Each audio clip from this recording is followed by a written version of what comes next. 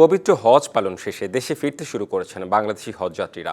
আজ হজরত শাহজালাল আন্তর্জাতিক বিমানবন্দরে অবতরণ করবে বিমান বাংলাদেশ এয়ারলাইন্স, সৌদিয়া ও ফ্লাইনাউট সহ মোট 11টি ফ্লাইট। এসব ফ্লাইটে প্রায় 3,000 হজযাত্রী ফিরবেন।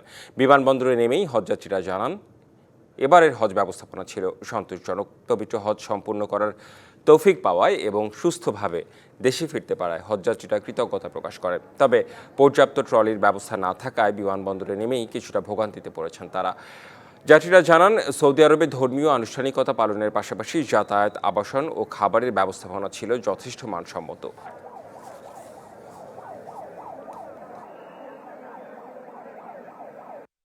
ওরা খুব সিকিউরিটি দিছে এবং খাবার দাবার ভালোভাবে ইনশাল্লাহ খাইছি। আল্লাহ আলহামদুলিল্লাহ, বাংলাদেশের জন্য দোয়া করছি, আল্লাহ যেন বাংলাদেশের উন্নতি হয়।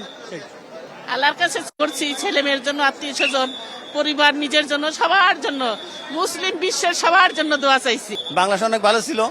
আমরা ট্রলি 6 মাস পাইছি, কিছু লোক ট্রলি পাচ্ছে না, এইটাই সমস্যা, আর কোনো সমস্যা নেই। ট্রলি পাওয়া যায় না, মাল আনতে কষ্ট, বিশৃঙ্খলার ইমিগ্রেশনে অনেক লাইনের পর লাইন দ্বারা থাকতে হয়। এই জায়গায় দুর্ভোগটা বেশি, কিন্তু আমাদের ওখানে সৌদি আরবে কোনো দুর্ভোগ পাইতে হয় নাই।